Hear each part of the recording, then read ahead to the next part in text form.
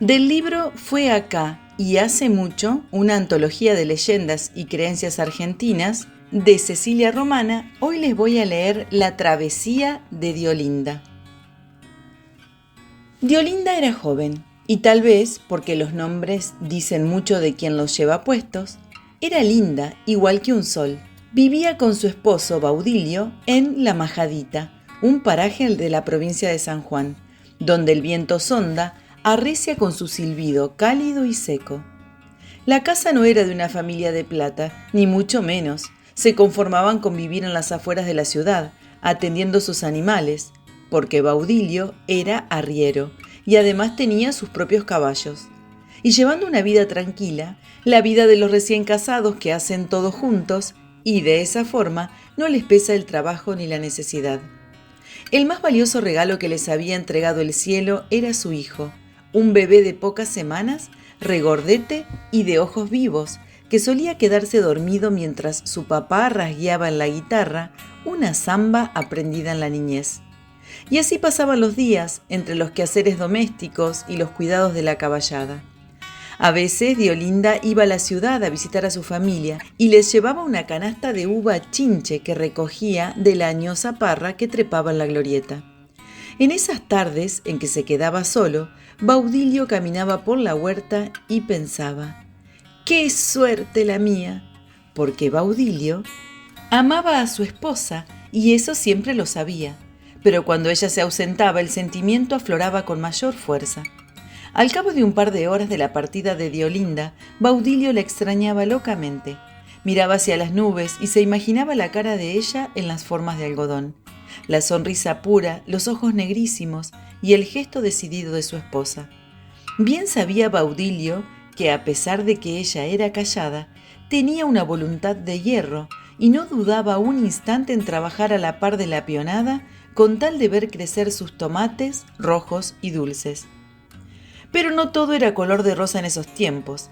El país estaba en guerra, en la peor de las guerras, que es la que se da entre los hermanos. Las milicias reclutadas por los federales y los unitarios se batían en todas partes. Reinaba la confusión. Los soldados respondían a caudillos que los hacían pelear en su nombre, aunque muchas veces no sabían por qué peleaban ni de qué lado estaban. Casi todos eran jóvenes inexpertos, a quienes les habían prometido una buena paga por sus servicios, o directamente los habían obligado a marchar a punta de pistola. Los ejércitos quedaban diezmados rápidamente y muchas veces confrontaban a vecinos, parientes, compadres, en fin, hombres que terminaban luchando en contra de sus propios intereses, que eran los intereses de la sangre, del amor al hermano y al prójimo. Fue un tiempo en que los campos argentinos se tiñeron de sangre, las esposas se quedaron viudas y los hijos huérfanos. Un día, María Antonia Diolinda Correa, que era su nombre completo, decidió que debía bautizar a su primogénito y por eso, como lo hacía una vez al mes, esperó a que amaneciera, puso un manto alrededor de la cabecita del bebé y se lo llevó a la ciudad. Baudilio le había pedido que esperara unas semanas más. Estaba preparando un envío de caballos a Mendoza y pensaba que podía acompañarla de camino. Pero Diolinda no era fácil de convencer cuando se le había puesto una idea en la cabeza. Marido y mujer se despidieron en la entrada de la humilde finca. Como otras veces, se dieron un beso corto, sin estridencias, para imaginar en sus corazones que volverían a verse bien pronto. A poco de haberse separado, ambos experimentaron el frío seco de un rayo que se clavaba en el horizonte. Pero eran jóvenes y sentían que nada malo podían pasarles, así que no hicieron caso y cada uno siguió su camino. Baudilio hacia el potrero, Diolinda rumbo a la casa de sus padres. Apenas pasadas las 12, con el sol cayendo a pique sobre la huerta, Baudilio decidió entrar a comer algo y después echarse a dormir la siesta, con la esperanza de estar lleno de energía para emprender el trabajo de la tarde. En eso estaba cuando oyó un bullicio de pájaros cerca, giró la cabeza y le pareció distinguir el eco de unas cabalgaduras. Efectivamente eran caballos los que se acercaban y montados en ellos varios hombres con uniforme militar. El más viejo del grupo, un hombrón grueso y colorado, se apeó en la entrada de la finca y gritó: «¡Manda mi general que nos des animales! pertrechos, pesos fuertes y lo que sea que haya en la casa. Baudilio se quedó atónito, desconcertado por la injusticia de esa orden. Recordó por un momento aquel rayo que le había congelado la sangre al despedirse de Diolinda, y en un arranque de furia dijo: «Estos caballos no me pertenecen, y a muerte mía que no van a llevárselos así nomás». El militar viejo, que era el principal del grupo, quizás tan solo un sargento, con los ojos inyectados de soberbia, susurró tranquilamente: «¿Y quién te crees vos que sos, mazorquero?». Baudilio hizo el ademán de sacar un facón para defenderse, pero la verdad es que no tenía ni facón ni nada que lo defendiera, porque estaba trabajando. 3 soldados jóvenes lo rodearon y lo prendieron sin ninguna dificultad. «Y ahora te venís con nosotros arrestado, y tus caballos también», dijo el sargento. Y se lo llevaron, junto con sus animales, rumbo a La Rioja. La puerta de la casa quedó abierta, como una gran boca que quiere gritar pero no puede. Diolinda volvía de la capilla con su hijito en brazos, recién bautizado. Estaba contenta, pero no quería retrasar su regreso a la majadita, porque ya lo andaba extrañando mucho a su Baudilio.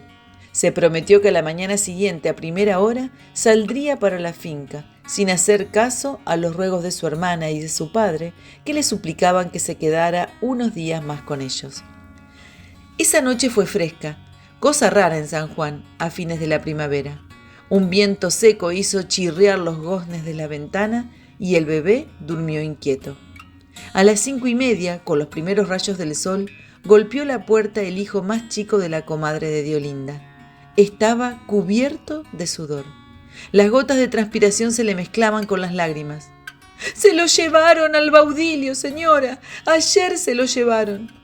Toda la sangre se le agolpó en la cara a Diolinda. «¿Se lo llevaron? ¿Quiénes se lo llevaron? ¿A dónde, Manuel?».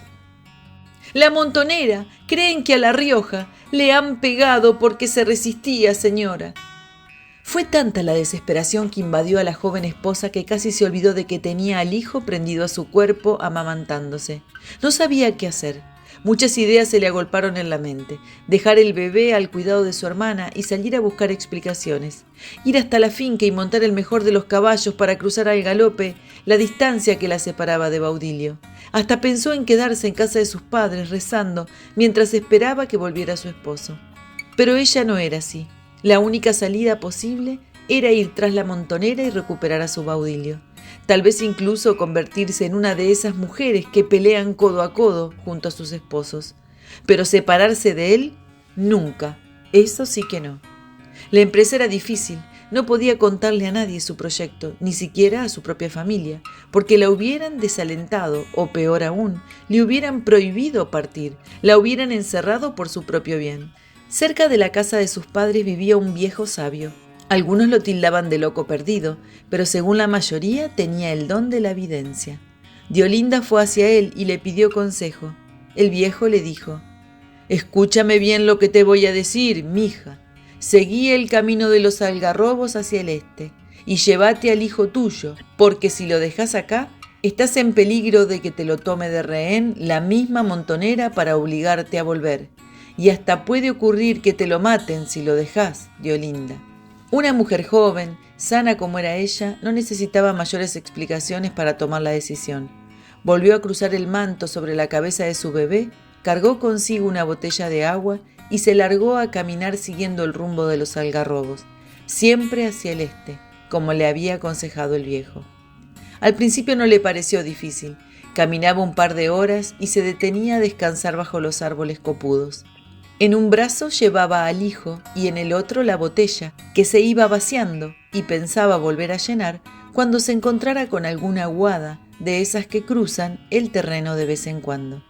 Pero a medida que se internaba en la senda que iba hacia La Rioja, el terreno se volvía más seco, más polvoriento y más desnudo de vegetación. Los días eran cada vez más calurosos, las noches larguísimas y heladas. ¿Sería que aquel viejo la había engañado o fue cosa de que el destino estaba en su contra? Lo cierto era que los algarrobos habían desaparecido ya y en su lugar se veían arbustos bajos, pinchudos, del color amarillento de la arena, y la tierra misma, a medida que sus pasos avanzaban, se iba volviendo clara, finita, como la harina. Y ella que seguía caminando, pero ya agotada y sintiendo un fuego que le quemaba los pies. Así fue como Diolinda anduvo por el desierto sanjuanino varios días, con su bebé a cuestas y los zapatos destrozados. A veces se sentaba sobre una piedra y le cantaba una tonadita al crío, mientras él se le prendía la teta. «No soy como el tatita», le decía. «Él se pone a tocar la guitarra y vos te dormís. Conmigo no es igual». Decía esto porque el bebé se quedaba como embelesado mirándola. Y no era para menos. A pesar del calor y el polvo que se le pegaba en la cara, Diolinda estaba hermosa. Y la fuerza de voluntad, lejos de afearla, le imprimía una luz especial en sus gestos. Mientras la mirara, el hijo no iba a sentir los tremendos rigores del clima desértico que atravesaban juntos. Pero nada es tan bueno como para durar eternamente. El contenido que Diolinda llevaba en su botella hacía tiempo que se había agotado. Tenía la esperanza de encontrar un río, o aunque más no fuese, una quebrada detrás de la cual se escondiera un hilo de agua fresca. Pero el agua no apareció. En vez de eso, el sol se fue poniendo más bravo, porque se acercaba el verano, y picó más y más, hasta que la pobre joven cayó al suelo y ya no volvió a levantarse. El sitio donde quedó tumbada está cerca de Vallecito, lugar de paso de arrieros que trafican mulantes y vacas hacia Chile. Marchando por esas tierras, unos paisanos oyeron el llanto desgarrador de un bebé. Les pareció extraño. ¿Era posible que hubiera un chico en ese lugar inhóspito? Aguzando el oído, llegaron al rastro donde yacía Diolinda, muerta hacía días, con el hijito todavía prendido al pecho. Los arrieros no dieron crédito a sus ojos cuando comprobaron que el bebé había sobrevivido, amamantándose de su madre sin vida. Se apiadaron de él y lo alzaron. Luego cavaron una fosa para enterrar a la mujer. Como no sabían de quién se trataba, le revisaron las ropas y en el cuello le encontraron una medallita que decía Mayor Correa. Por eso fue que sobre la tumba de la joven pusieron una cruz de algarrobo, hecha como pudieron, en donde tallaron con la punta de un cuchillo el nombre Difunta Correa. Y ahí se quedó Diolinda, en ese desierto que sus fuerzas no habían podido derrotar, pero con el consuelo de haber salvado al fruto más maravilloso de su amor con Baudilio, el hijo tan amado. Y dicen que 20 años después de la muerte de Diolinda, un arriero llamado Ceballos trataba de cruzar por la zona sus 30 animales.